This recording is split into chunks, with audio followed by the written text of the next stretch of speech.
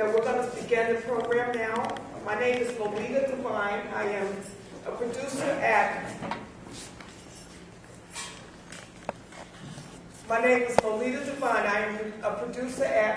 BNN TV and also a media correspondent at touchfm.org, which is a local radio station here in Boston. We were going to be watching some information from Petra, and which will give you a little bit of information about Common Core. However, Common Core, from what I know, is something that our community really needs to pay attention to and to get to know more about it. Is one of the standards under President Obama's initiative that replaces impasse. And we're here to learn more about how that will impact our families. I'm the moderator today, and I first would like to welcome you all, but more than that, bring the lady who's bringing this dynamic information to us, Petra of Petra's Destinee, to give you a welcome.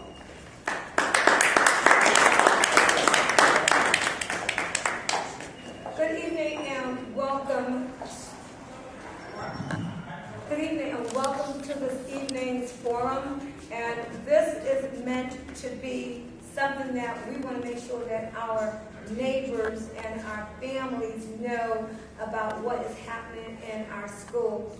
Unfortunately, I know that this time we have to want the best for our children. And right now we have a school-to-prison pipeline that's operating in our school system right now. And for the Common Core to come in, it's just going to make that even just a lot more harder for our children to understand what's going on. One, I just spoke to some teachers today. They're saying that it's a very, very hard thing because their jobs are placed on the line with this. Okay, their jobs are placed on the line with this. Not only that, they have to teach to children who don't understand Common Core, don't understand anything about it, don't understand how to read, don't understand how to do the basic stuff. And so now they have to put all that information into these children, and they're teaching to the test. So we have wonderful women here, mighty women, who have done research, who have done so much so that we can understand exactly the big picture. We want to know what's going on, the history. We want to know why Common Core is what it really is. And we want to know about the ELA and whatever else, the math, those kind of things. That's going to affect and impact our children for generations. And if we can stop Common Core, that is our goal today. And each one, reach one, I'm sure that you all will understand when I say this is more important than life itself. Education is number one. It is the key to anything else. And if they can stop us from getting education, then that is why they're building supermax prisons. Okay? You see those supermax prisons? That's what they're doing. They said in 3rd grade, if you cannot read, then you are going to jail. Okay? They've already pegged us in that. So therefore, we don't want to see that anymore. We want to see something that's better for our children, that they can learn and read and write and not only do the 2-year college, but we want them to go on to whatever college they want to, 4 years in technical sciences, whatever. But I don't want to limit our children. So with that, I thank you and I welcome my sisters over here, Sandra Stotsky and Alliegro. And thank you so much for coming so far just to be a part of this forum. Thank you very much and God bless you.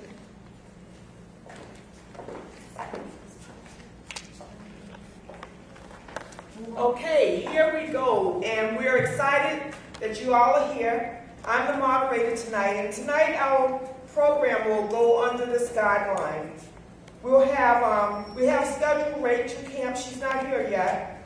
So we're going to be presented for 30 minutes by Sandra Stotsky. She's a professor of education. After that, we'll be hearing from Alliegro, who is a Liberty Chalkboard After that, we'll have questions from our audience, and I'll have 2 questions of our panelists in addition to questions from our audience. Those 2 questions, the first question will be, what are the solutions? So keep that into your minds. And we hope that the information we give you tonight is information that you'll pass on to others.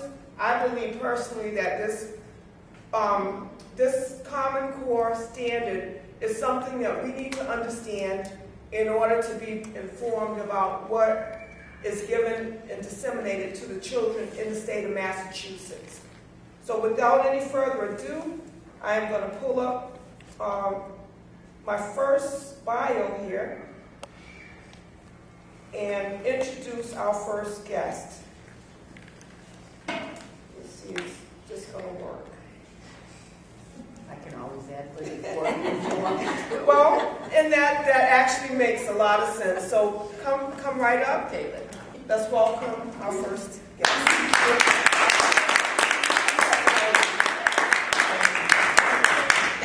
thank you. This is somebody else's up here. Am I supposed to leave that there? Okay. Just want to make sure. I don't go around with a lot of high-tech equipment, so I'm just going to make sure. First of all, I think this should be a little lower. Sure.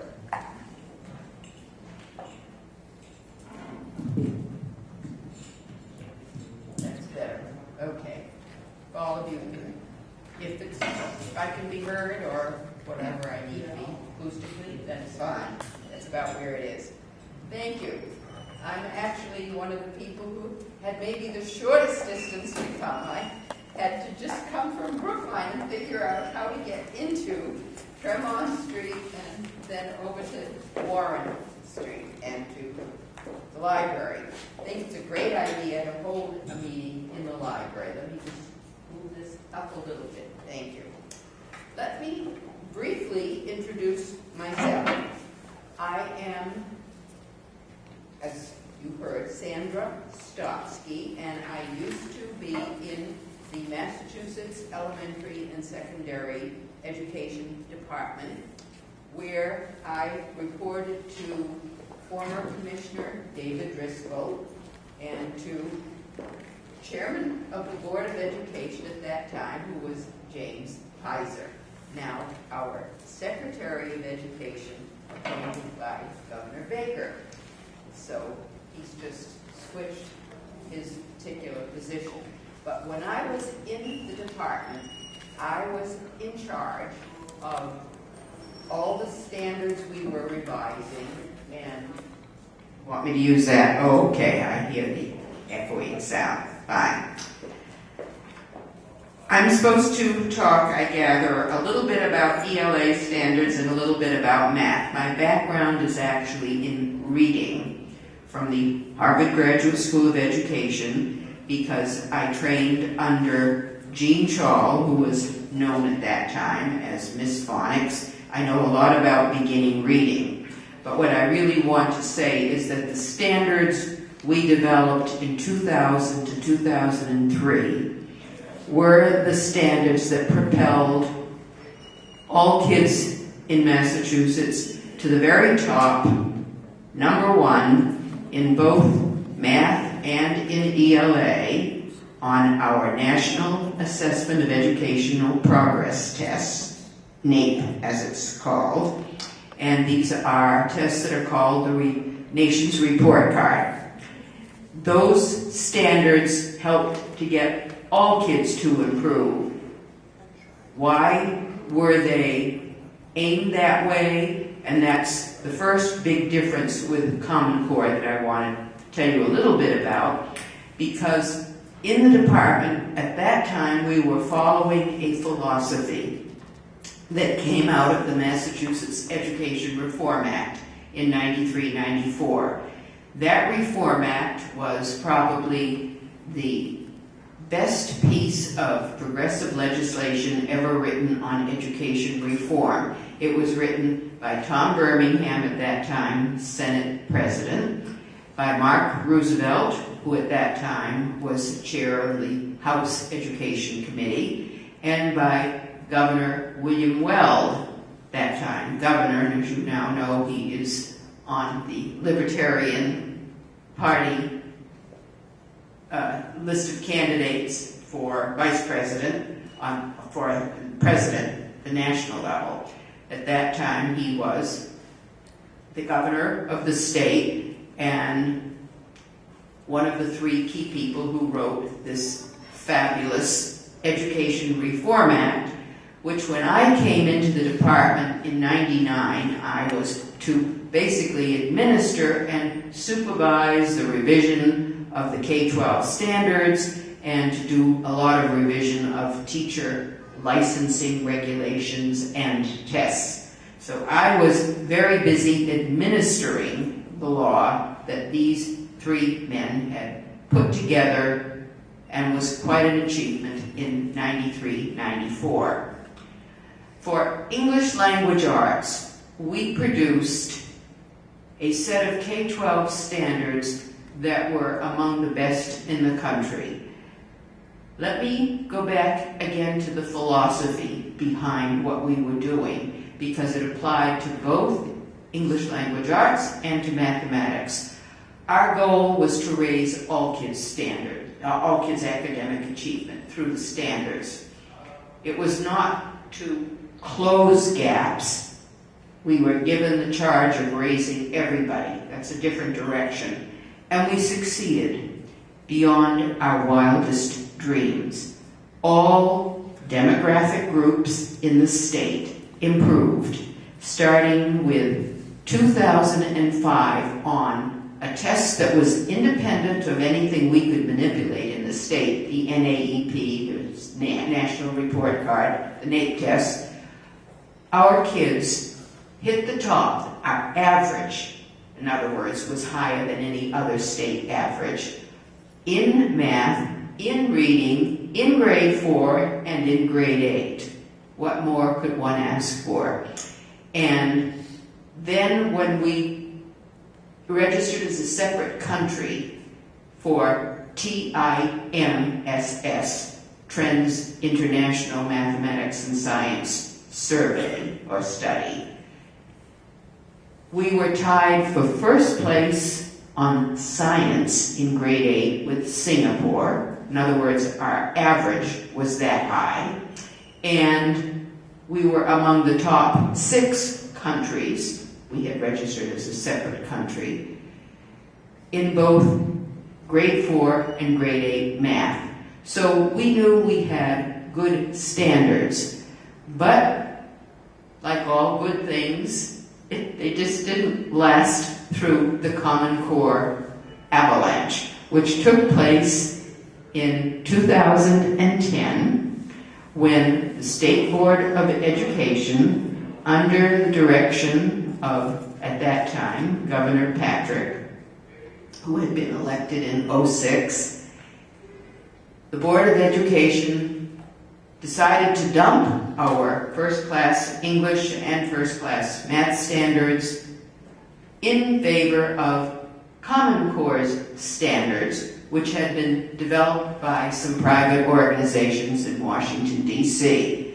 Now, I happen to have been on the State Board of Education at that time. I had retired from the Department of Education in '03 and had been appointed by outgoing Governor Romney in '06 and was on the State Board of Ed at the time.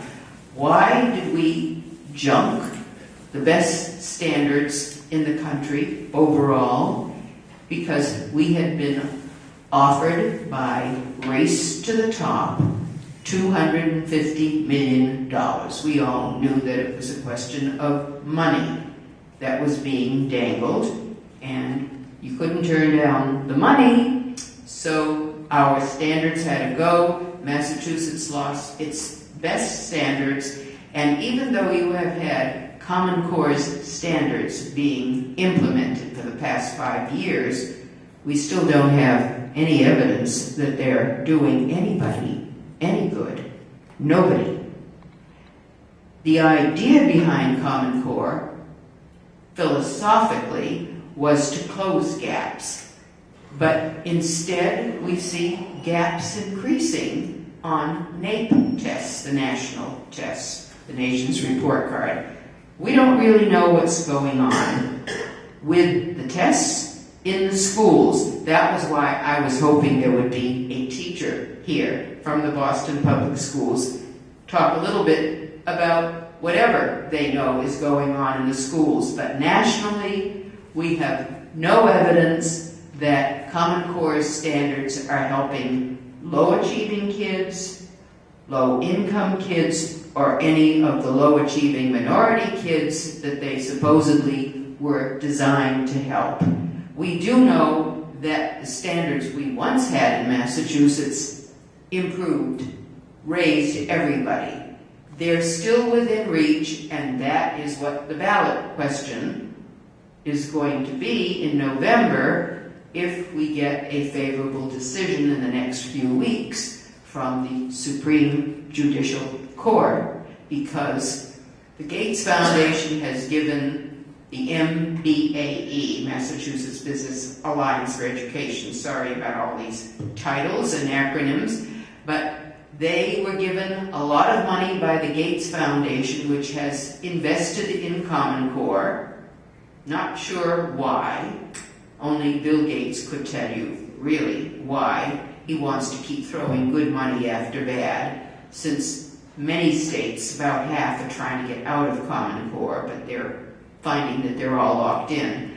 But the MBAE filed a lawsuit against the constitutionality of our ballot question in January, filed the lawsuit with Foley Hogue in Boston, one of the priciest law firms in Boston, in the country, internationally. They get about $700 an hour, maybe even more. And the lawsuit was filed with the Attorney General's office to see whether our ballot question is actually constitutional. Now, what are some of the problems with these Common Core standards? And I'm just going to talk a little bit about those, because I don't expect you to remember a whole long list of problems. I know what was good about our previous standards. Philosophically, they were challenging, but they could be taught easily by teachers who had been trained in their subject areas adequately. And indeed, they taught them without any expensive professional development, just the usual professional development. The teacher evaluation link for Common Core is still in dispute.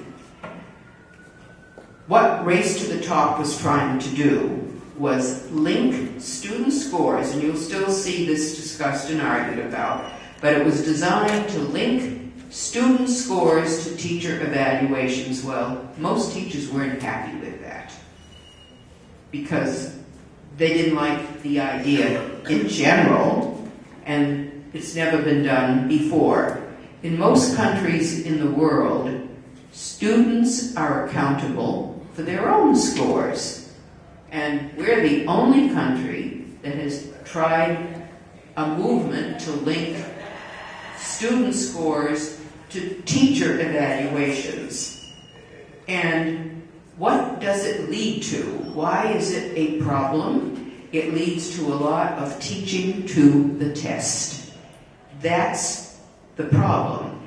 Once teachers think they're going to be evaluated by their kids' scores, they are going to then spend a lot of instructional time in the classroom, because you have to understand the motivation. If you're a teacher and you know that you're going to be evaluated by how well your kids do on a test, you want them to do good on a test. So you spend a lot of time in the classroom teaching to the test. That takes away instructional time from the other things that they should be doing. Sometimes it leads to a short-term gain, but we're also beginning right now to see studies that show that short-term gain doesn't mean much. It's long-term learning that matters. So if teachers have spent a lot of classroom instructional time teaching to the test, it robs their kids of time they should have learning more content. Because if we know anything about reading comprehension, or even math, you need to spend time practicing what you're learning. It's like sports, it's like playing a musical instrument. Practice is key. I say that because I am an amateur pianist as well, and I know that practice is what you have to do with a set of skills like reading or sports skills or musical skills. And if the teacher is concerned about a test, kids are not going to be given the class time they need on what they may need according to the teacher's judgment, because the teacher has to worry about a test that's going to be used to evaluate her. So we have a problem with that link.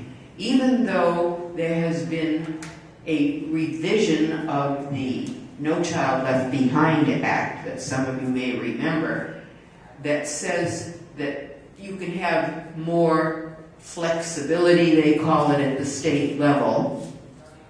Somehow, states are still going to be responsible for figuring out how they'll be accountable for kids' scores. Accountability is the name of the game. And no one's against accountability if you're going to get federal money. But federal money is only 10% of the school budget for any community in general in this country. And while Boston may get federal grants and other kinds of money to help with remediation or special programs, most of the money still comes from local sources or state sources. And so there is a problem if you have this so-called loosening of accountability, but accountability is still there, and accountability is going to lead to pressure on teachers, because nobody seems to think that the pressure should be anywhere else. Who else? Think about it. Should be held accountable if kids don't do well on a test. You have to figure out that you have policymakers in Washington who want to blame somebody. They don't know who else to blame except the teacher, but it leads to problems in the classroom. ELA. One of the problems specifically of the standards, and I want to know, I'm looking for whoever the moderator is. She was here a minute ago. She went out there. She has to wave a card about a minute or two before I'm ready to finish, so I know when I finish. You'll tell me, okay. I don't want to go over my time because I usually need someone to just tell me it's, 3 to 5 minutes up or something like that. ELA and both math require a lot of writing, starting in kindergarten. And that has been one of the criticisms of Common Core, that it expects something that's developmentally inappropriate, as many early childhood educators have said. Too much writing. Math is not supposed to be a subject in which you do a lot of writing to begin with. But if you have a lot of writing and not enough reading, which is what all kids need, no matter where they live, more time needs to be spent on reading than writing, because where does good writing come from? It comes from a lot of good reading. How do you know what an English sentence looks like? You got to see one over and over and over again. And anyone who writes knows that you got to have an image in your mind of what a good sentence looks like, or what sentences need subjects, verbs, whatever else. But spending a lot of time on writing wastes a lot of valuable class time that should be spent on reading. So we have standards that are not going to be good for any group of kids in this country. I really still don't understand why we don't have more parent groups speaking up. We have Chamber of Commerce saying it's going to be wonderful for developing the workforce.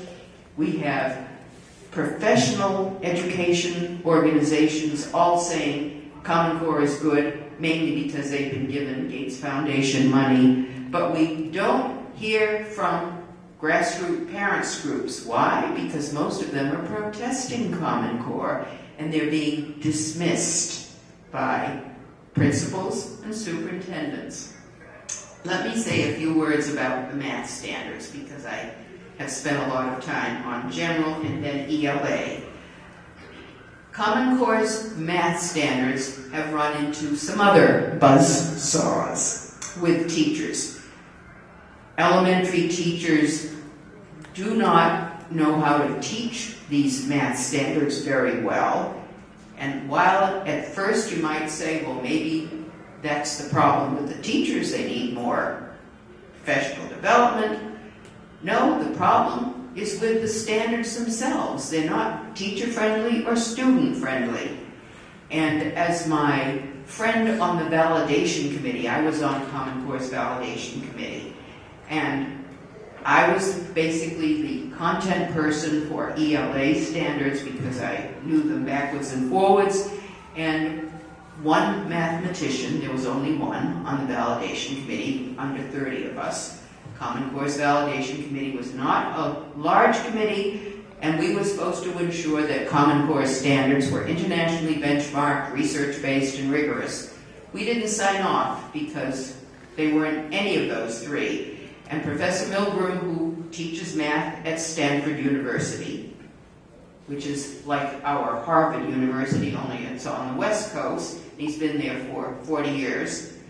He goes with me to testify to state legislatures that Common Core's math standards will set us all back, because by the time kids finish high school, they will be 2 to 3 grades behind their peers in other countries.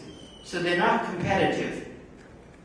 The problems begin in the elementary grades, where there are things called standard algorithms. These are the operations for doing addition, subtraction, multiplication, long division.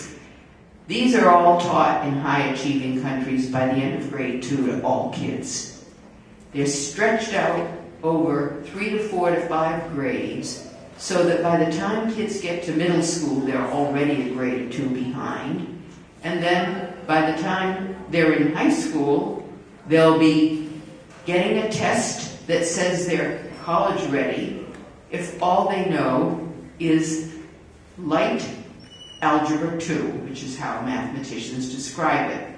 Now, some people might say, oh, that's good. They don't have to know as much as kids elsewhere. So that'll be good for them if they can get into college, community college, or other colleges, and get credit-bearing courses. The problem is that they're not going to be able to meet the competition from other countries. Kids are going to be coming in. Engineering colleges have to start at a higher level. So our kids won't be competitive, and it won't matter to many of the policymakers here, because they're not concerned about competition from abroad so much as they're concerned about, quote, closing a gap at an equally low level. That's where I have been testifying, a few more minutes, for past 5 years. Why do we want to settle for equally low expectations for everybody when we had high expectations for everybody? All kids did better. If you have low expectations for everybody, we don't do better as a country, and kids don't do better. As Milgram has said, we may have the best educated ditch diggers in the world, Is that what we want? Maybe some of us want something different, but it's hard to get that something different. That's very briefly the problem with the math, that you have a lot of professional development that teachers need in order to understand the standards, and they gradually get weaker so that by the time you get to the end of high school, you're never going to be competitive with the kids graduating from real standards that are college-ready standards for colleges anywhere. I think I'm going to stop now so we have more time for the other two speakers, and I think we have two speakers now? Okay, good. Okay. Lolita, maybe I can give this back to you now. Yes. Thank you so much.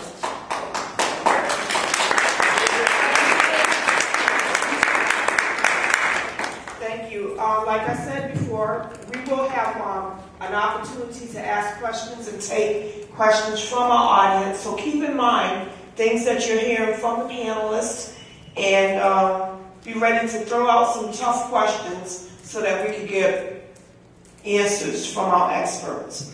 Right now, I am seeing that Ms. Rachel V. Kemp has joined us. Thank you so much. We're looking forward to hearing from you. Rachel is a lifelong resident of Dorchester and a product of the Boston Public School System. She holds a bachelor's degree of arts from Harvard College and a master's in public administration from the Kennedy School of Government at Harvard University. Rachel completed additional coursework at the Fletcher School of Law in Diplomacy and Tufts University. Rachel also completed the Commonwealth Institute program at the Sloan School of Management at MIT. Rachel currently works as an investment banker for a New York-based boutique investment bank. Rachel's career has also been highlighted in several C-level positions. These positions include a senior policymaker within the Economic Affairs Secretary, CEO of a predictive analytic company, founder and manager principal of a consulting focused on creating strategic and enhanced enterprise value for its portfolio companies, and finally, interim chief financial officer of an integrated communications company. The CFO position successfully focused on transforming a client's company into an attractive merger and acquisition opportunity. Rachel currently is a board member of the National Center for African American Artists and serves as the organizational development chair. She recently joined the board of the Energy Federation, Inc., an $18 million energy conservation company. Rachel is a member of the Parish of Saints Angelicans. Okay, and she finally is an avid amateur cellist and gardener. Welcome, Rachel. Thank you.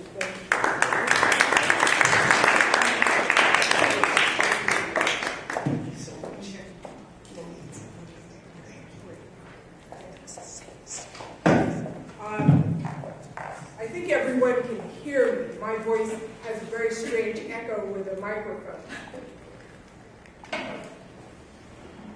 Claudette is insistent that I use the microphone and that I look at the camera. There we go. So we've already begun our presentations for the evening. And what we've been talking about so far, and for all of this evening, will be about education. We have experts. I'm not an expert in education.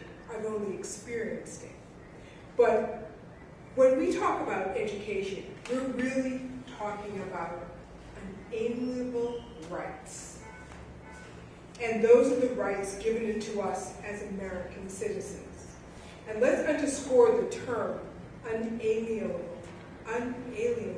rights, because that's the term that actually defines our relationship to the Constitution and all things American. Will Smith, in the movie The Pursuit of Happiness, was so on point when he thought about how wise and forward-thinking Thomas Jefferson was when he wrote about these unalienable rights and the pursuit of happiness.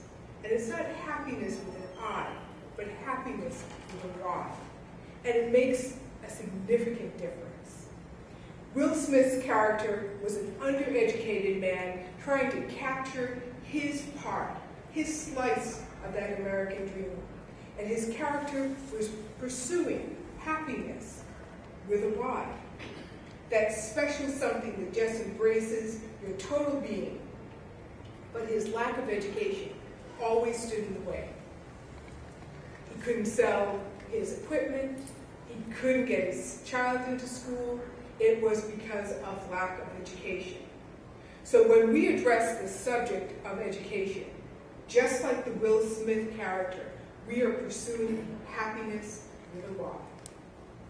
In another life, I was the Assistant Secretary of Economic Affairs for the Commonwealth of Massachusetts. And I spent what I will call inordinate numbers of hours talking about the different economic strata that the Commonwealth was creating. And I'm not talking about 2 tiers of economic performance. I'm talking about 3, 4, maybe even 5 tiers that gave us institutionalized poverty. And the answer, no matter how the question was framed, always came back to education. Education is a right, and to be appropriately educated so that you can compete in the community, in the country of which you are a member, is something that cannot be taken away from you. Education is not only the door to competency, but it's the ability to compete and to grab not only my slice of the pie, but your slice, and your slice of that American dream. And to paraphrase just one other great American who spoke on a battlefield that changed the face of America. We too are standing on a great battlefield today. And we must continue to struggle so that all of the battles and the struggles that we will face will not be in vain. Thank you.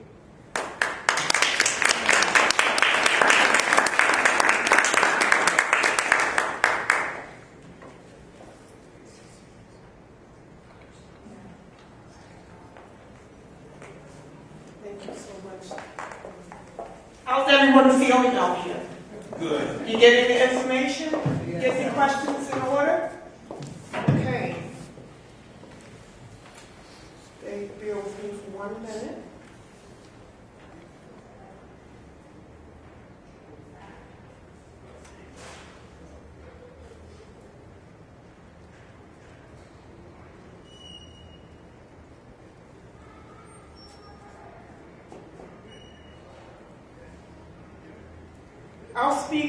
Our next speaker and expert is Mary Ann Alliegro. She's a Liberty Chalkboard.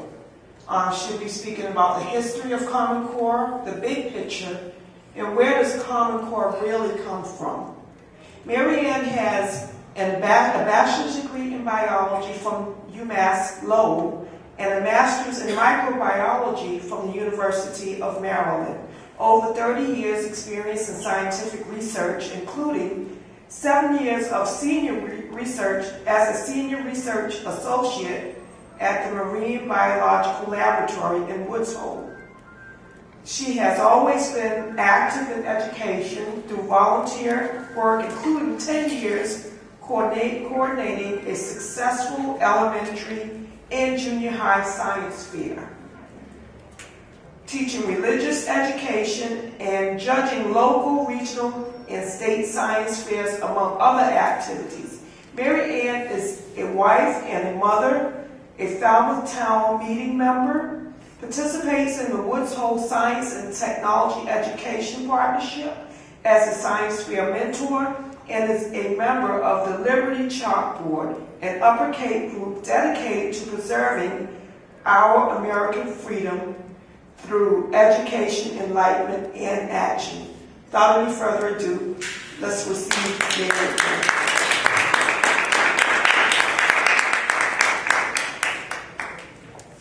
Thank you, Leslie, for that lovely introduction. I want to thank Petra so much. I know her as Claudette.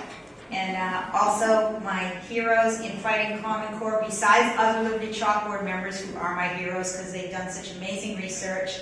Sandra is one of my heroes. Also Peg Luxick and Donna Hearn, whose work we've used to come up with this presentation today. And Rachel, that was beautiful, everything you said. Thank you so much. You are also one of my heroes now. Okay, kids, I'm going to run to the back and just open up the program so we have a PowerPoint. Is the mic on? Do you seem as loud? I might not be holding it right, so I'll make sure I carry.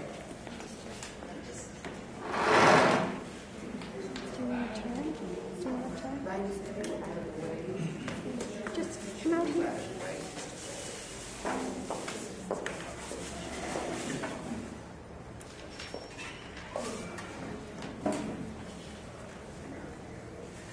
Can someone,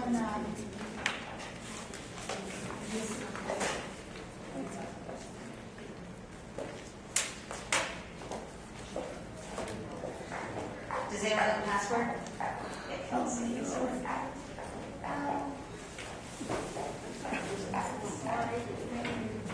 Okay. It's probably the password. It probably is. So rather than letting anybody wait till I'll just say the little introduction before, and as soon as we get the password, we'll start so that everybody isn't sitting there just looking at the screen.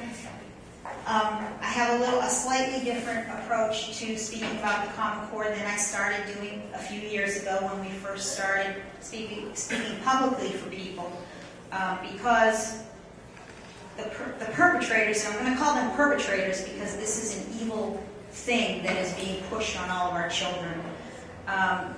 They wanted us to discuss the talking points that they put forward so that we will be stuck in the mire and be deciding whether or not they're rigorous enough or whether or not they're going to bring our kids up to speed or etc. And we wouldn't be looking at the big picture of what's actually going on and understanding what they're doing. And that way they will have slipped this in and it's too late. So if I can explain a couple of things before they get started. One, I think everybody has figured out by now in all these decades that money will never fix what's wrong with our education system. Money isn't the point. Money is not what's going to fix it. Secondly, you need to understand another thing. The federal government or the state government does not have any money. They do not have one penny of money that they did not first take from you, and from you, and from you, and from you. So what they've done is they've taken your money, they've thinned it out quite a bit on the way, they're giving it back, a tiny bit of it, and making you sell your children to them. I want you to think about that as we talk and as we go forward. Please understand that. Okay, I'm going to say the first quote and we'll breeze through the slide when it comes because I also have a quote of a famous patriot. I'm going to say I have to say one thing before I do go further that I will say now since the slides aren't here.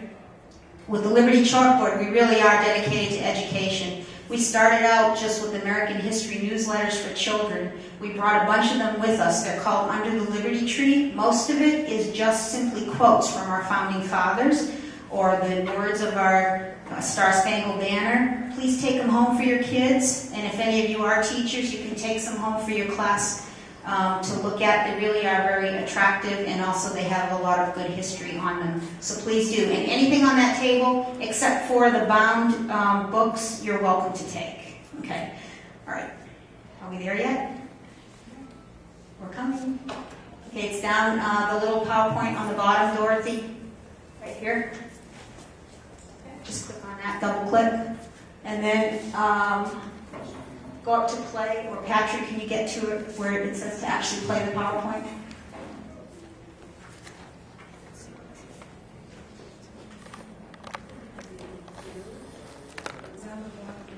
Down the bottom? Thank you. They have to start, you have to start at the first slide though. If you wanted to say play from the beginning. Is this it right here? Or no? I think we have it. Yes? It's thinking. All right, we have it. Great. Okay, so that's us revealing the web of Concord, what he's talking about. These are our website is libertychalkboard.org, and also the NCOM in Core, Massachusetts. I have it separate. So I want you to learn from the Liberty Chalkboard, and also Peg Luxick has a great website founded on truth. And I want you to act by going to NCOM in Core, Massachusetts, and seeing how you can help out at the state level. That's the consortium that everyone here is a part of, actually, many of the people here.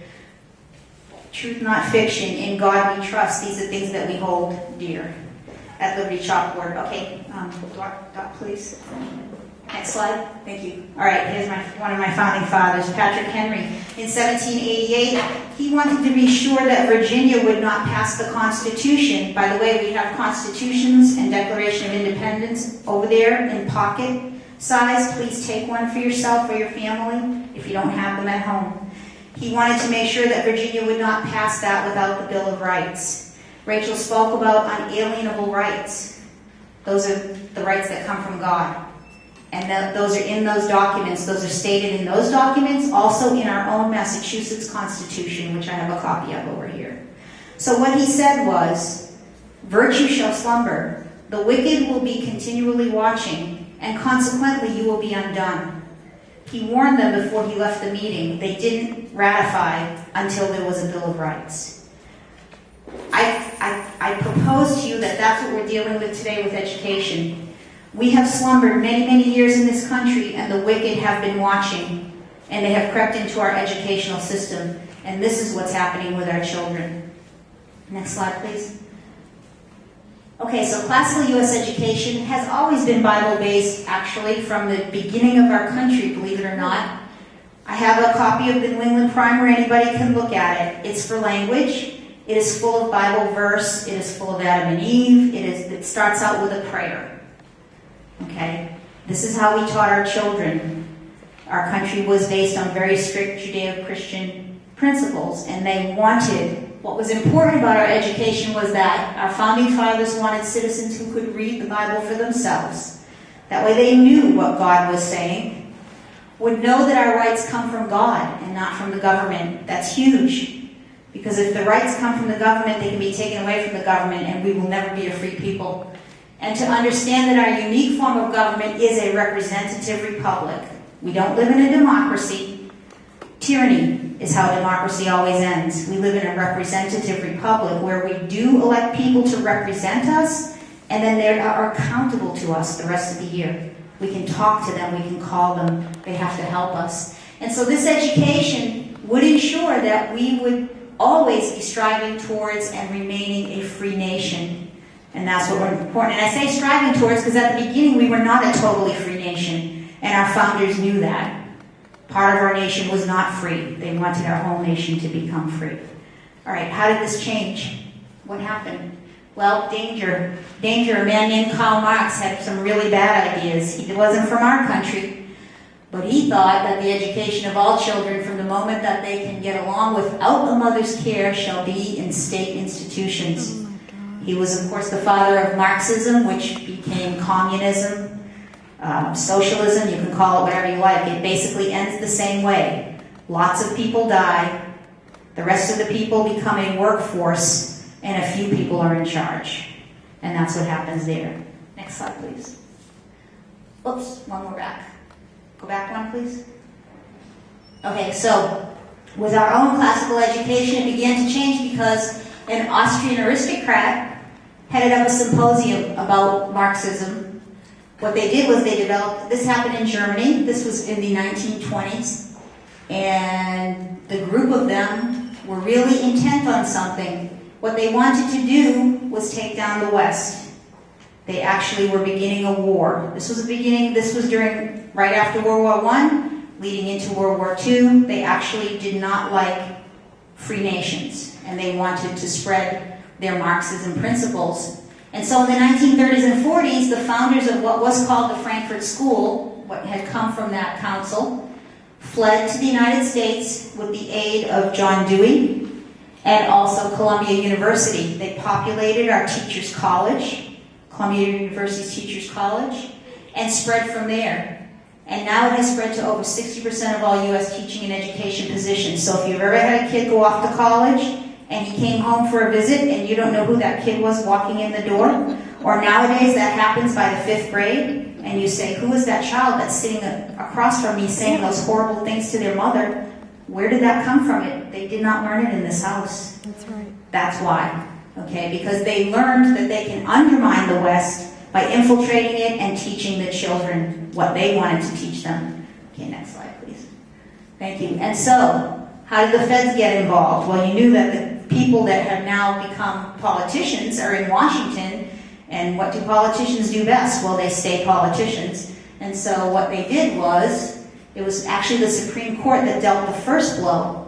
1963, it was Abington versus Kemp. These graphs come from the Census Bureau. They're not invented, they're not made up, they're just the way it is. David Barton dragged these out, and he has them in a book called Original Intent. It's a great book about our judicial system and its history.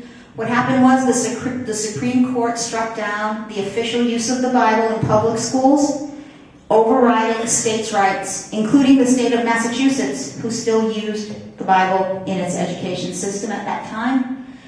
And it actually struck a major blow, because now the federal government was telling the states what they could and could not teach. That was not good. So what happened? Educational achievement, these are the SAT tests in the first graph. They were cruising along just fine in the 50s and early 60s, and as soon as that policy changed, they plummeted. Children started doing very poorly on this academic test. Teen pregnancies skyrocketed. And violent behavior, you can see, in teens also skyrocketed.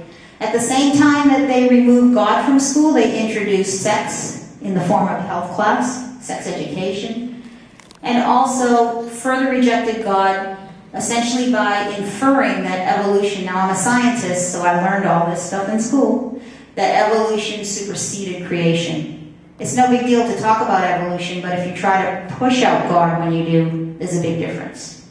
Okay, next slide, please. And so what happened in 65, the government also interfered further. They passed the Elementary and Secondary Education Act. That's going to become really important.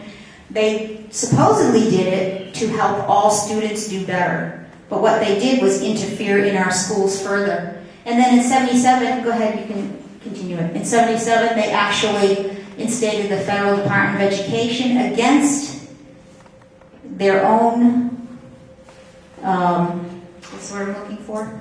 Against their, not wishes, but against their own ideas, basically. So, Joseph Calafino was, at the time, Secretary of Health, Education, and Welfare. He said any set of test questions, this was under Lyndon Johnson, by the way, that the federal government prescribed should surely be suspect as a first step towards national curriculum, and in its most extreme form, a national control of curriculum is a form of national control of ideas. That's not good. That takes away imagination, it takes away free thought, it takes away our chances to reach that American dream that Rachel was talking about. Next slide, please. Okay, so the birth of outcome-based education, and you can keep clicking, go ahead, clicking on. What that is, this was actually important. I have the report here. You can all look at it if you want to. What they did was they paired up with the labor force, and this was in the 1991. They made a report called What Work Requires of Schools. Basically, how do you get a workforce? So that's what they're looking for, is a workforce. This is what we have to understand at this point. And so instead, click it again. Instead, what they're going for, what's called outcome-based education. So now it doesn't matter what they're teaching your children. Knowledge doesn't matter, whether or not they can add, subtract, or spell, but is if they can come up with a desired outcome. What is that outcome? Well, it depends on who's writing the rules. That's the problem. So if the desired outcome is that everybody is going to be a farmer, then that would say this was a successful program. I wish it was that benign, but it's not. And so what they started doing was they took, and this was at the time that Sandra was writing the great standards here. So here we had fantastic standards in Massachusetts, okay, that you could test with achievement tests or academic tests. We had the Iowa test, we had, like she said, the NAEP test at the time for a national level, but also the Iowa test, California achievement test, etc. Those were testing knowledge. And they switched. They switched to these high stakes tests, which do not test the knowledge of your child. Instead, they're called assessments. They can't even call them a test. And what they are is testing really a thought process of your child. So if you looked at these, and I did at the time I was in Louisiana with my kids, we had the LEAP. As a scientist, I looked at the questions that the LEAP was offering to my child in the 4th or 5th grade, and they were A, incomprehensible, and B, they had no correct answers. And C, they were taken from scientific papers that those children could never perceive or understand or comprehend. They already were doing Common Core down there. This was 15 years ago, okay, 20 years ago. So all these tests, when the moms got upset and when people and activists got involved, like Peg Luxick and Donna Hearn, and went and tested these tests, they were all supposed to be individual state-led and state-run, like our MCAS, and what happened was they took the questions from them and they found out that the questions were not only similar, but most of them were identical. So really, this is a national, these were national tests. They were fooling everybody in each state, pretending that they were individually thought up and individually suited for their children. Okay, go ahead next. So that's a big thing. All right, and just click it again. So, non-constitutional federal educational programs that exist today and that have existed over the years, you can see them all. We're most interested right now in the No Child Left Behind, the Race to the Top, which got us to accept the Common Core program, which now they've already changed the name in several states to Iowa Standards, Next Generation Sunshine Standards in Florida. And in 2015, at the very end, our own lovely state senators and congressmen passed the Every Student Succeeds Act, which is awful. Okay, so this is going to cement Common Core at the local level if we don't fight every step of the way. That is a huge act. It has thousands of pages, like most of the things they've been passing. It has provisions for a federal pre-K, which means they will be telling your child what to learn in pre-kindergarten. Part of that, by the way, will be sex, because we have here the National Sexuality Education Standards, and they start in kindergarten. Really? I don't think that's very nice. Okay? Parent re-education, home visits to determine compliance, redistribution of school taxes, mandatory federal mind mapping assessments of your kids. Okay, next slide, please. And they're proud of that it's mind mapping. They made them very happy. And so how's that working out for us at school so far? Well, these are some examples of things that parents have turned in. The top one is one of my favorites. My mom always nags me to clean my room. Nags is the correct answer. They wanted the children to actually learn inflammatory language that might make their parents angry. Is that reinforcing the American family? I don't think so. Okay, the health one, I don't even want to read it out loud, but it's true. They give these surveys to our 8th graders, and they're horrible. When you look at the survey, go to Mass Resistance. They have a website. They have procured this. It is question after question after question, as disgusting and filthy as that. And these are to children. They're giving these questions.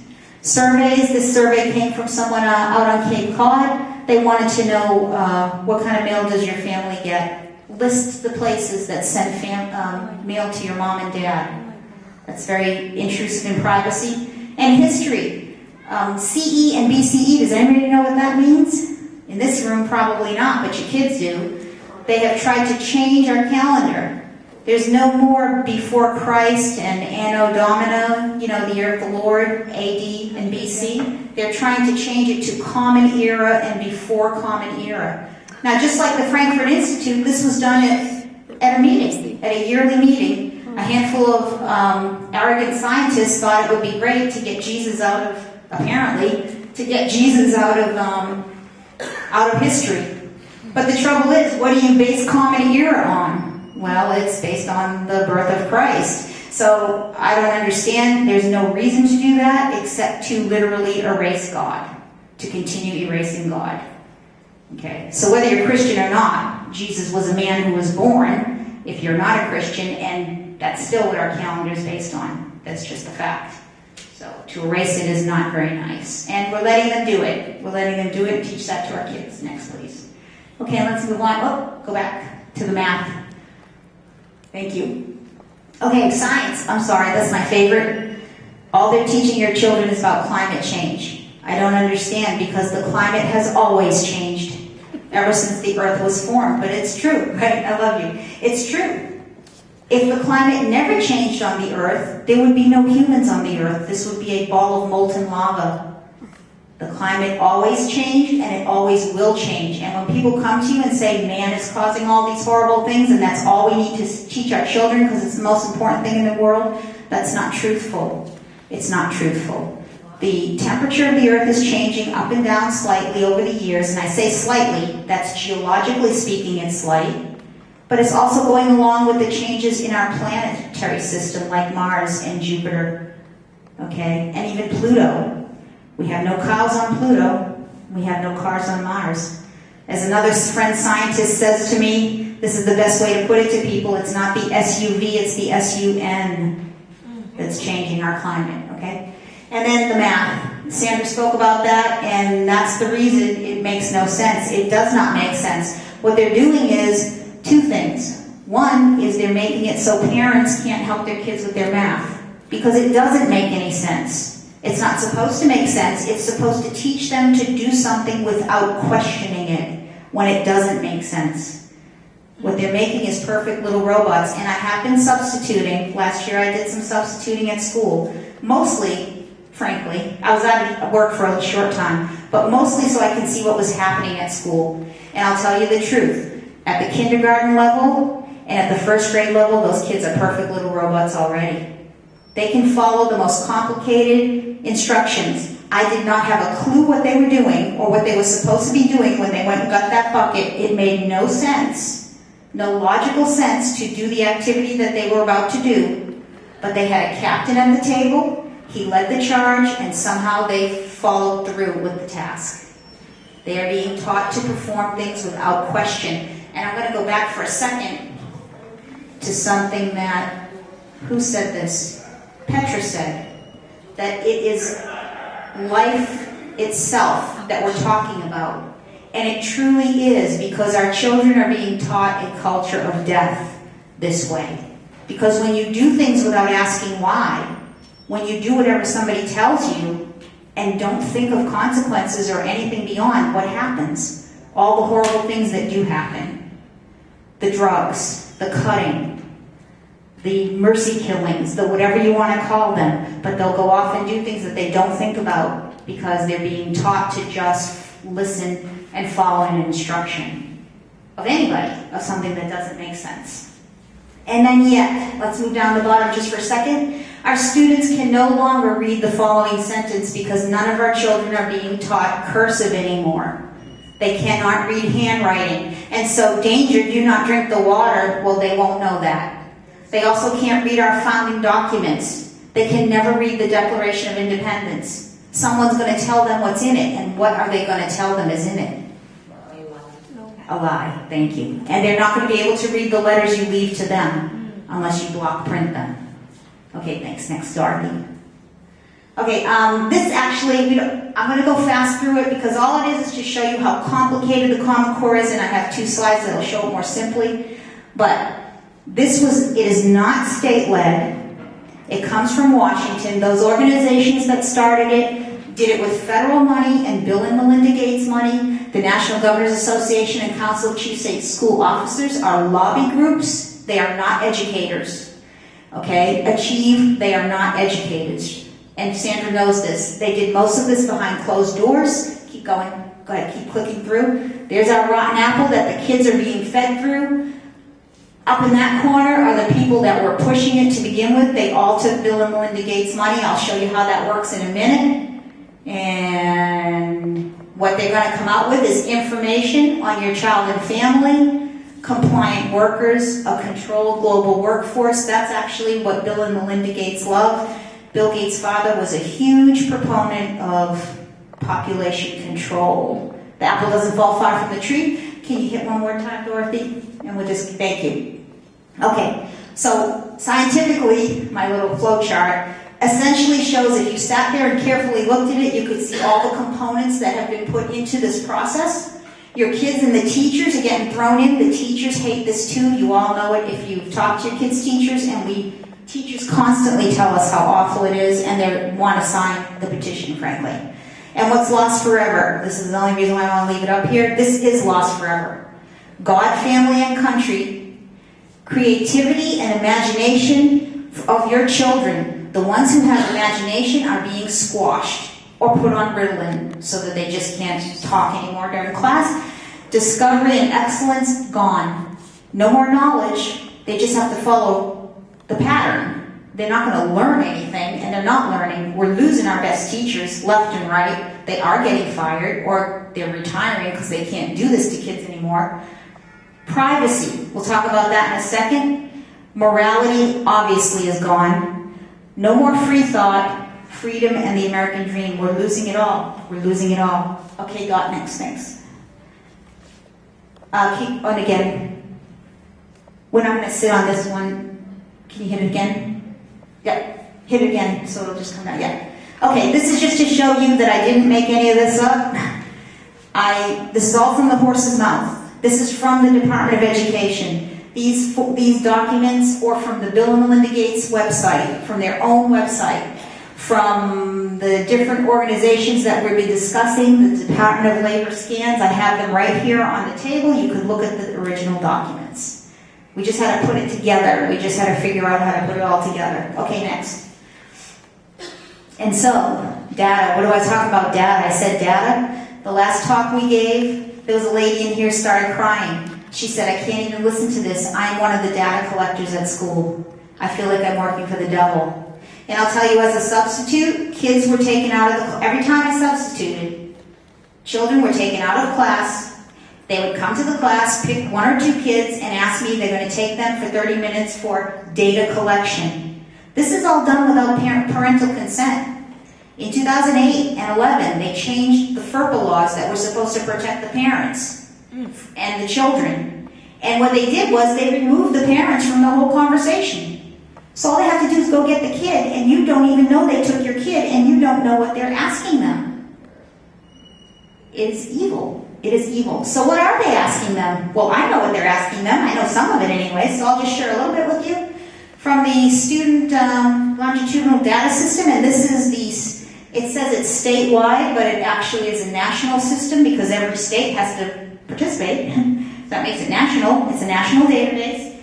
And they even say, I'm going to just briefly tell you, besides the basic information specifically linked to your child, and I have that written up there, sensitive information will also be extracted from your children. That sounds so painful.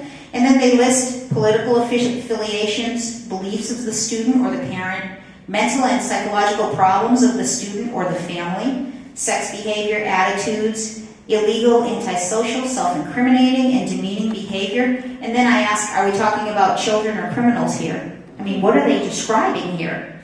Legally recognized privileged relationships, such as if your family knows a lawyer or a physician or a minister, religious practices and affiliations, income, etc., etc. These are things that well, let me ask you, why would anybody need to know these things about your child or your family? They don't.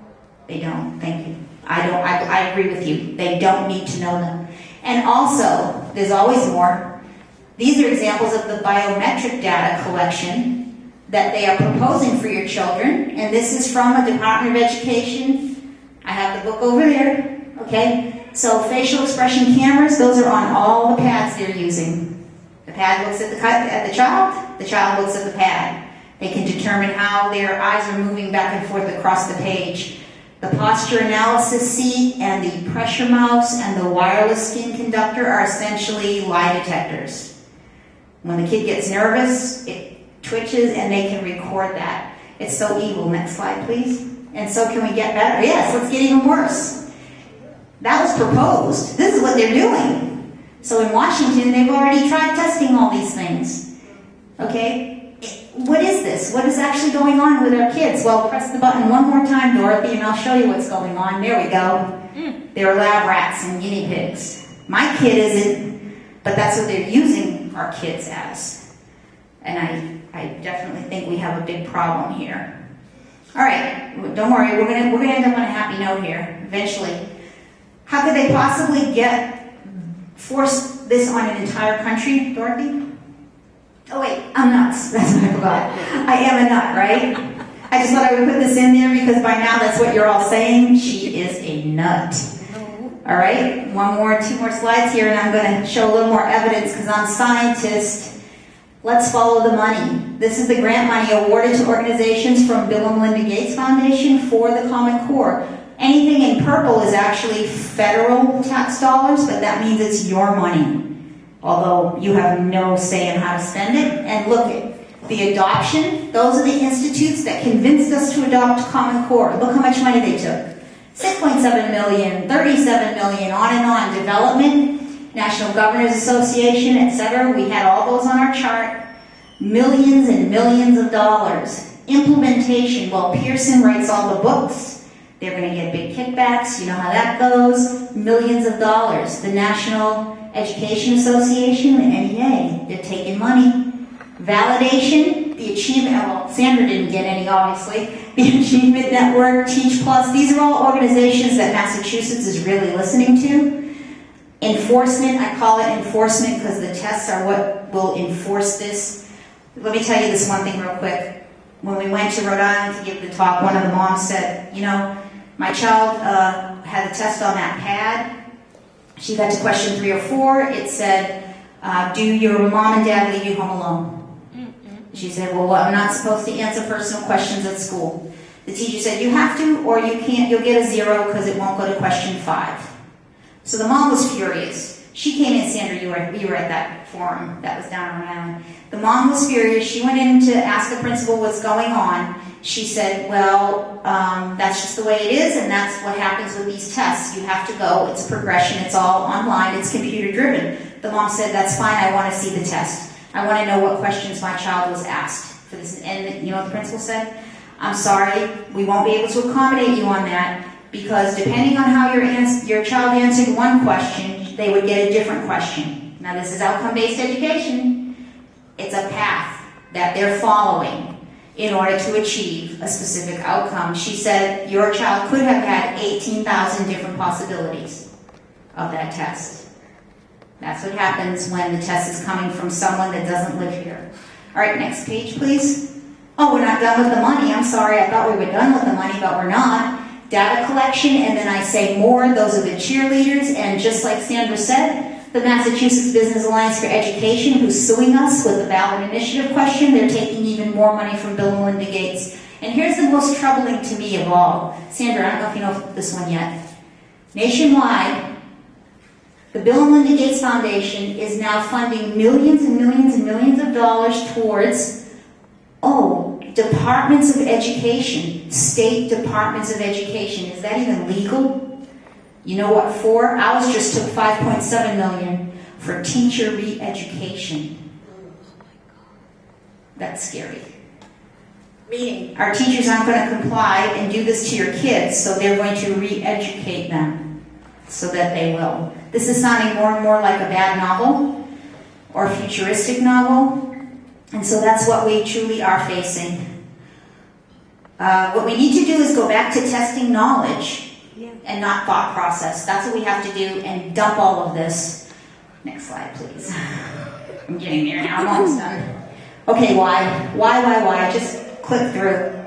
And these are just little scenes of all the things that have been happening over the years. That dad asked a question about Common Core, got arrested. And it's just kind of a summary of the kind of things they are doing to our children. There's a teacher who has become a robot. That robot's actually taken from a photo from Korea where the teachers actually are robots. So if you want to think we're headed there, we are headed there. And next slide, please. Obviously, oh, there we go. And remember, all the data they take on your child is personally identifiable, meaning they know who your child is and who you are. It's not just a survey. It's not just in general how are the children doing. It's your kid. And those files are going to follow that child all the way through their life, through the workforce, and the child's teacher, as Sandra was talking about too. Okay. Next slide, please. Since you have the slides, I think we're getting there. All right, so in summary, we talked about outcome-based education. It just is called Common Core now, but it's been around since the 40s. Really, in our schools since the 60s. It is Marxist-based. It's driven by the combined forces at this time of big government, labor, and powerful special interests like Bill and Melinda Gates. Is their goal to nurture morally educated citizens? I'm going to think not. Or to obtain compliant workers. Can this type of program benefit your child and family? Can it encourage creativity and excellence? Can someone be common and brilliant at the same time? Dr. Penluxick put it a great way. We can't all be concert pianists, but we can all screech off key in the shower. And what they're doing is making it so that our children can never do anything but screech off key in the shower. Our kids are never going to be scientists. I'm a scientist. With the math they're giving them, what they call math, the consensus, whatever, they will never achieve any scientific intent. They won't be able to do it. They can't do physics. They can't do chemistry. It just isn't going to happen. I want you to know that Bill and Melinda Gates' children go to a school that does not teach the Common Core. So that's a great way to put it. Okay, so action plan. This is a little bit long, but I have a much shorter one coming up. But these are the things we've been doing now for several years. Okay? Talk to people. Take the pamphlets home with you. Give them to your friends and neighbors and family. Help to educate them. And keep the discussion going. You can do it in many ways. You can actually run for office. Seriously, you can. And be school committee members. And you can actually, if your school committee members won't listen to you, become your school committee members and your legislators. Okay? And I say handwrite letters to your state reps and to the administration because you can inform them that they won't be able to read it if they were taking school right now. And their children won't be able to read it. Next slide, please. And 3 things that we can do right this minute. We can support candidates that fully reject the Common Core, so look who's running for office, and if they promise to fully reject it, to get control back locally to the schools and reject all federal programs, then support them, please. Join the fight by helping the End Common Core Massachusetts group, and make sure to vote yes on the ballot initiative question in November, and to tell your friends and neighbors to do that as well. And the most important thing for me is to refuse this plan for your children and community. Sandra put me onto this years ago. She said civil disobedience, and little Sandra standing up there saying that, I said, oh my gosh, I can't believe she's saying that. But really, after all these years of fighting, that's what we have to do. We have to just say no. Just no. And on the next slide, I'll show you how you can do that. Wait, don't switch yet though. You went too fast. I said I will show you, but I'm not ready to show them. Okay. Just remember, we have to ignore the threats about losing funding. It's your money that they're extorting you with. Okay, there are other schools, there are other choices for our kids. We just have to say forget the money. If everyone in the country said forget it, they'd be at a loss. They couldn't keep doing it to us. Accepting the money is bribery. Yes, it is bribery. Thank you. That's exactly right. So this is my quote. Would we sell out the hearts and minds and souls of our children for anything? Then why are we giving them away for nothing? Because we're getting nothing back, frankly, but a culture of death. And people walk by and sometimes people won't sign that and they'll say to me, I'm all set, I don't have any kids. I say, really? What's going to happen when you're in the emergency room and you look up and see one of those Common Core math kids above you with a scalpel? Oh, it is true. It is true.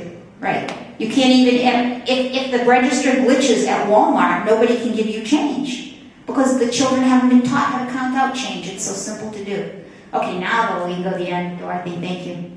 Dorothy, thank you so much for this. Okay, alternative school resources, they do exist, and they don't cost money, some of them. For example, towards the Cape, a little far, but it's kind of halfway between you people and us, there is a New Testament Christian school. I'm sure there are other Christian schools in your area that you can find that will refuse federal money and refuse Common Core. Hillsdale College refuses federal money, okay? But not only that, they're awesome and they have several sister colleges for your children. They're very reasonably priced. They take no federal money. They give an honest classical U.S. education. But I will say they've come up with a fantastic thing. It's called the Hillsdale Academy K-12 curriculum. It's free. It's free online. They will give it to you because they want to rescue your children and they want to have great kids coming into college later. So you can, with a group of friends, get that online for free and start teaching your kids at home or start little schools in your area. Liberty Chalkboard is thinking of doing that next year or the year after. It depends what happens. But we really want to because that would be a great way to go.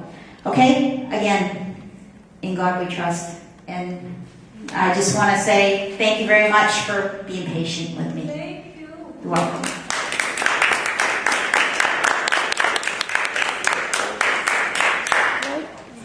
Okay. Common Core. Do we want our children to be common? That's the question. Right now, we're going to watch a short presentation on film from Dr. Duke. What is it last name? Hester, yes. And he's going to tell us a lot more about Common Core.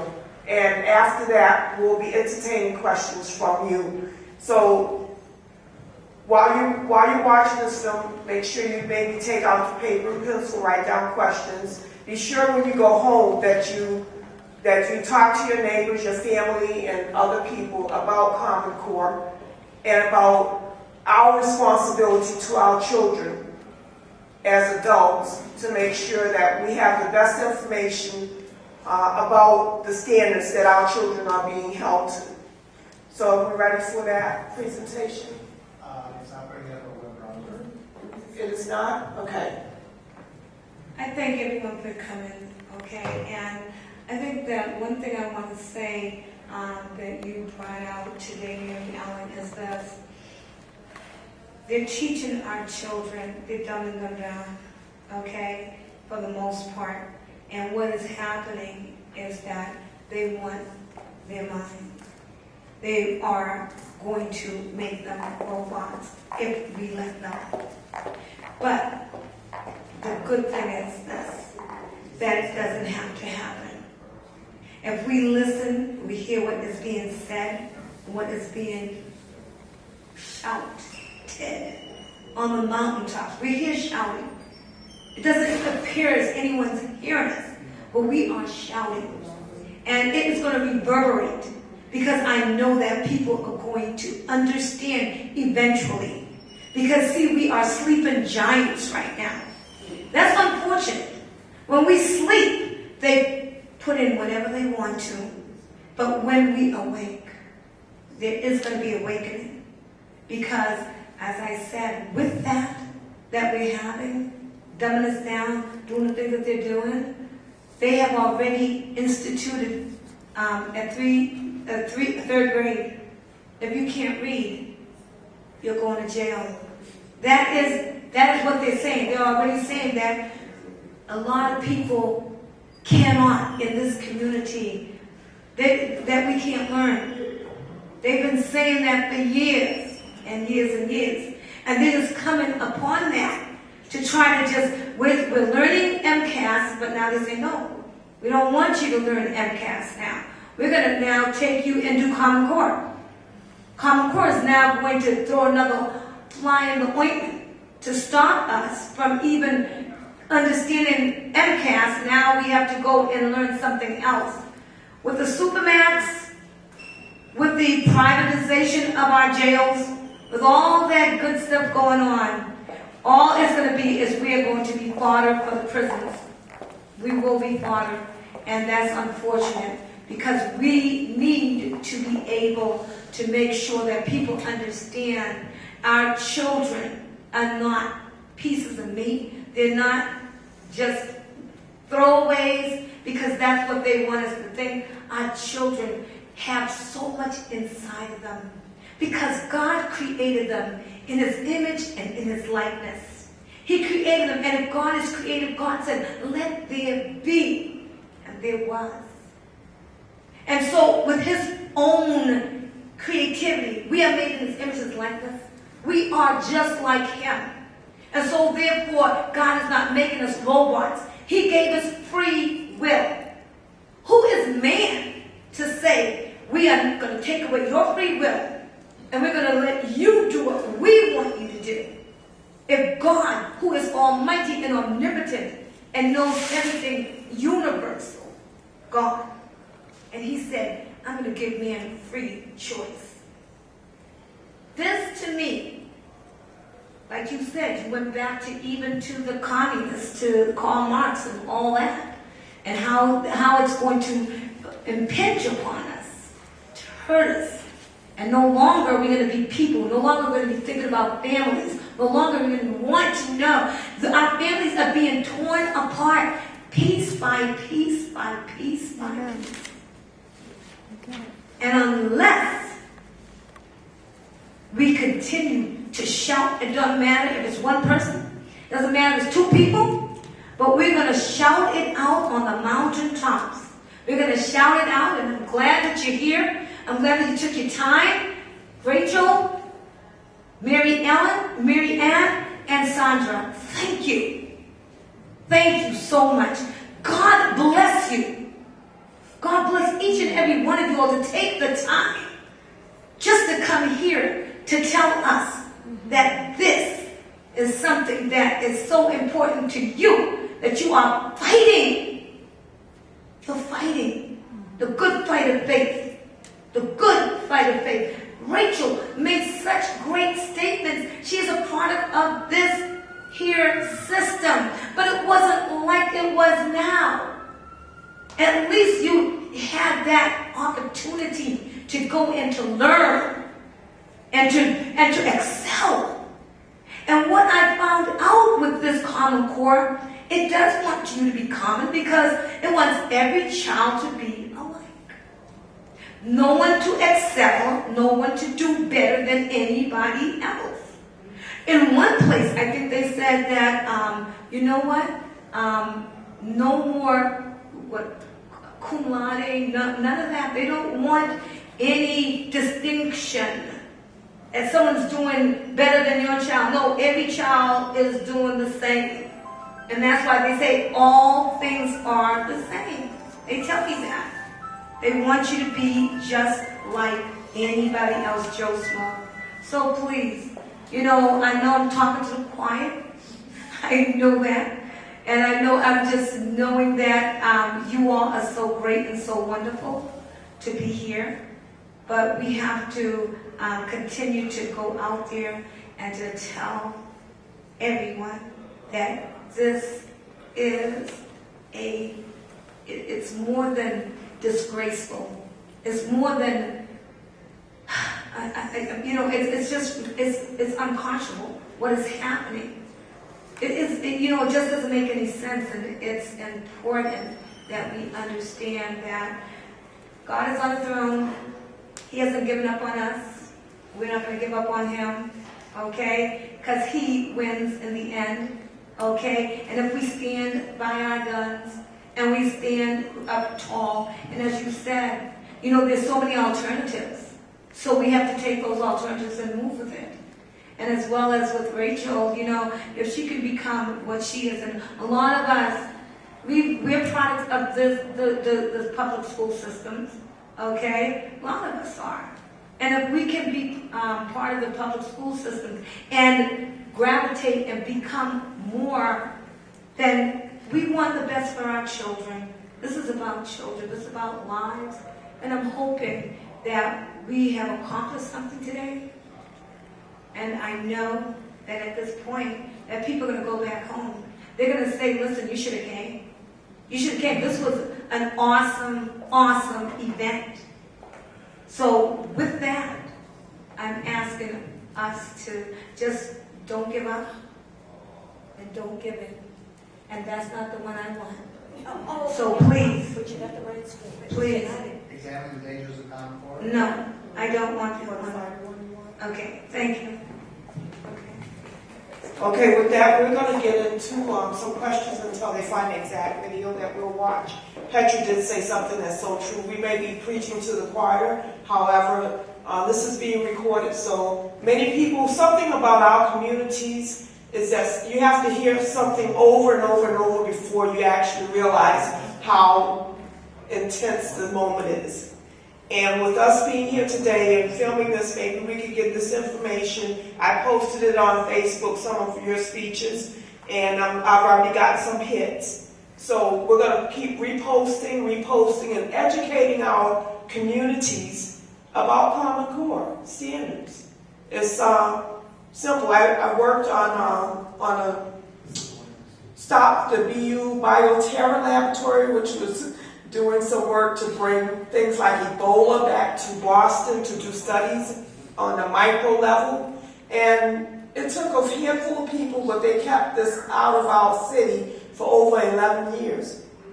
And it takes being consistent and persistent and about what you believe in. Now, this Common Core, it reminds me of a movie that I've seen a lot of times, A Brave New World. You know, you have the alphas, you have the betas, you have the deltas, and you stay in your spot. And I believe this is what Common Core is trying to create. People at certain levels who don't have any inalienable rights that we know that we have in this country. And to protect those rights, we need to really stand up and be heard. Now, I'd like the panelists to come back to the front, and we're going to ask a few questions, get some answers on video so that we can share it with our communities. So I want to welcome again Rachel Kemp. We're ready. Oh, the video's ready. It is ready? Okay. Okay, so we'll watch that first, and afterwards we'll have you all come to the podium, to the table.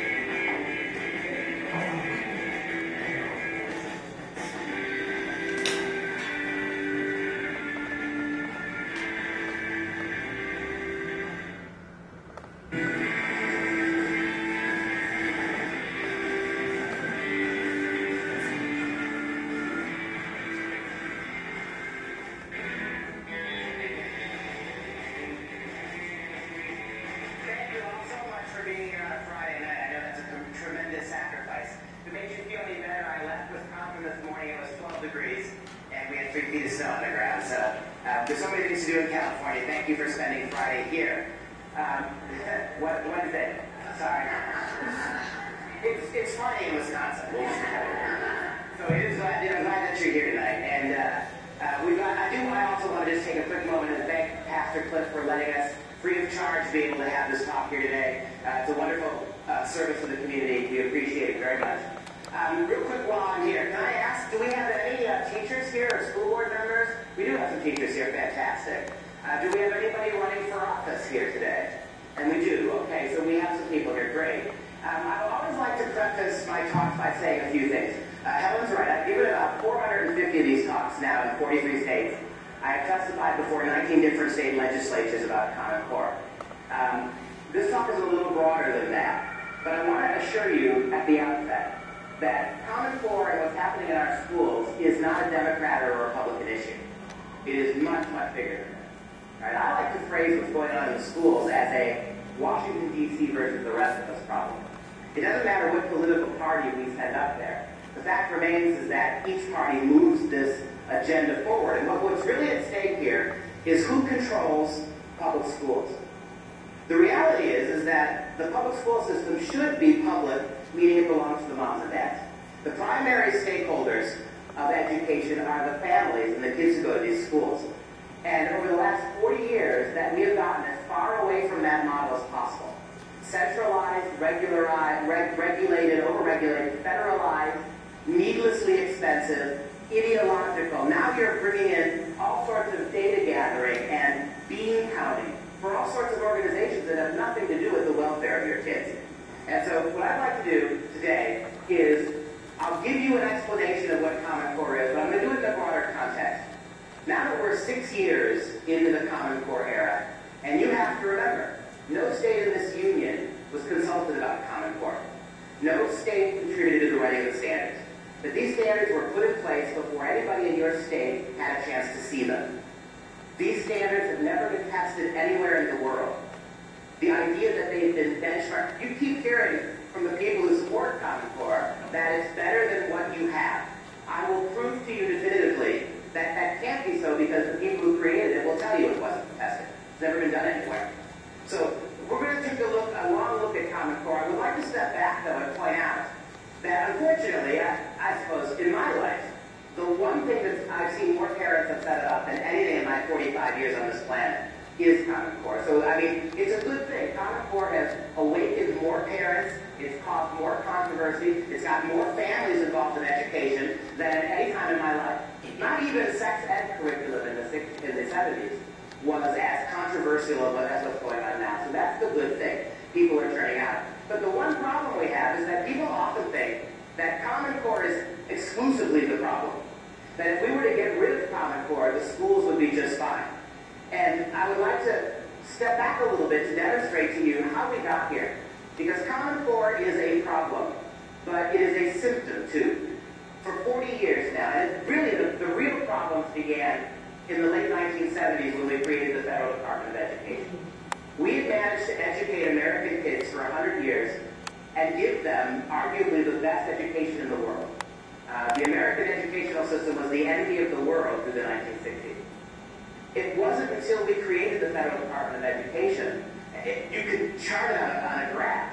Our kids' performance really in all areas of education have gone down since we created this monolithic federal department. And if we understand anything about oversized government, generally speaking, when you get these big federal bureaucracies, they're expensive, everything goes up, way too much control, and usually the quality of what they do diminishes, and that's exactly true here. I'd like to go back as we begin the talk to this fellow. This is John Gruber.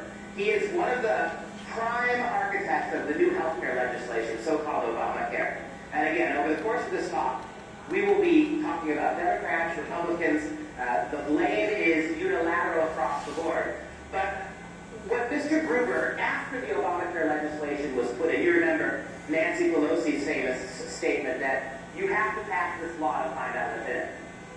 Only after the law was on the books did Mr. Gruber, who was the architect of, one of the architects of Obamacare, come out in November of last year and say this. A law which said healthy people are going to pay in, it made explicit that healthy people pay in, see people get money, and we're not passed.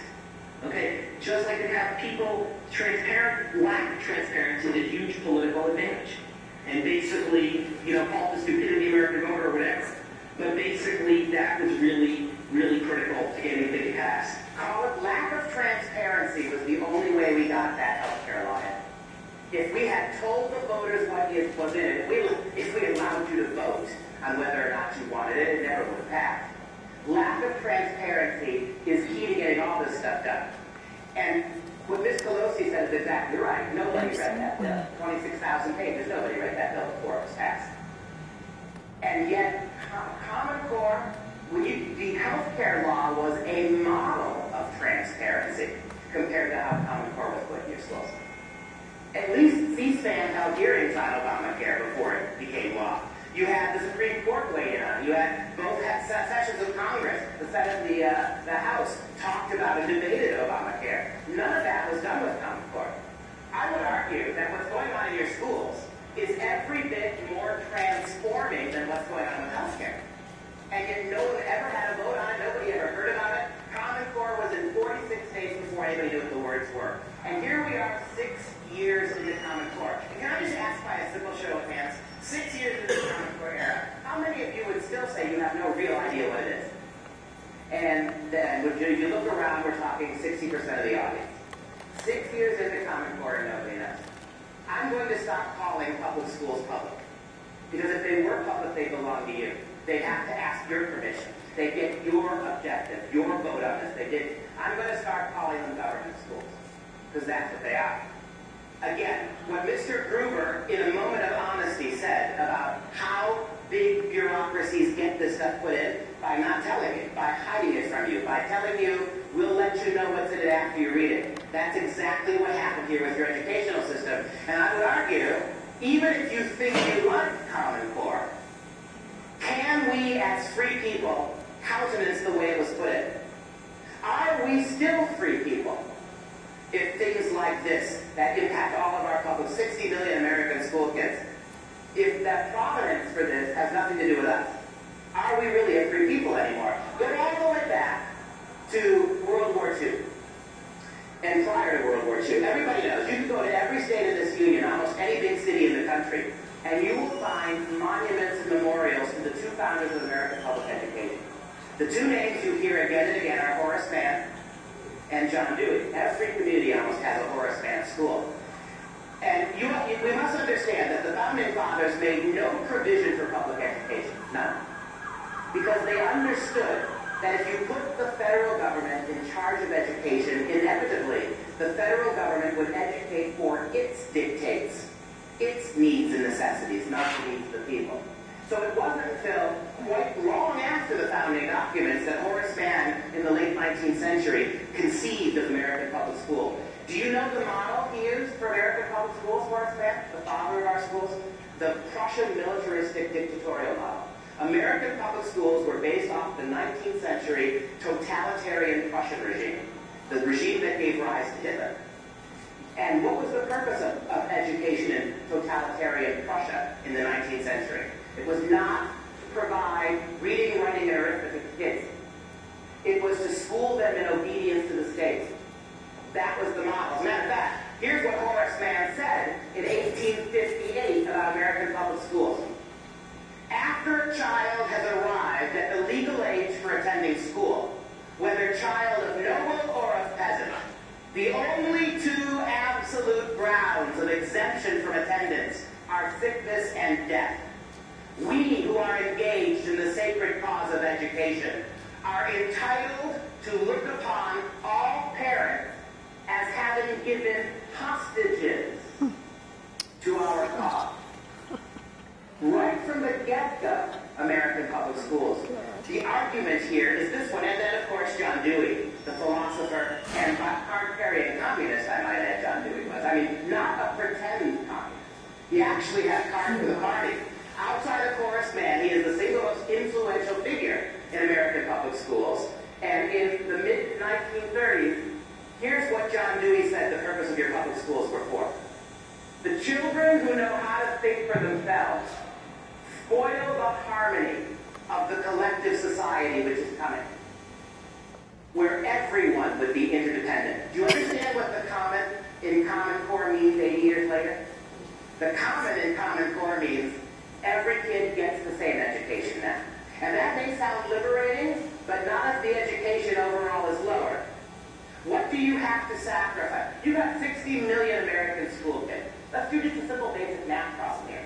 You're going to get 60 million kids to exactly the same place in every subject. By definition, is that going to be a lower or a higher standard? It has to be. That's what they're talking about.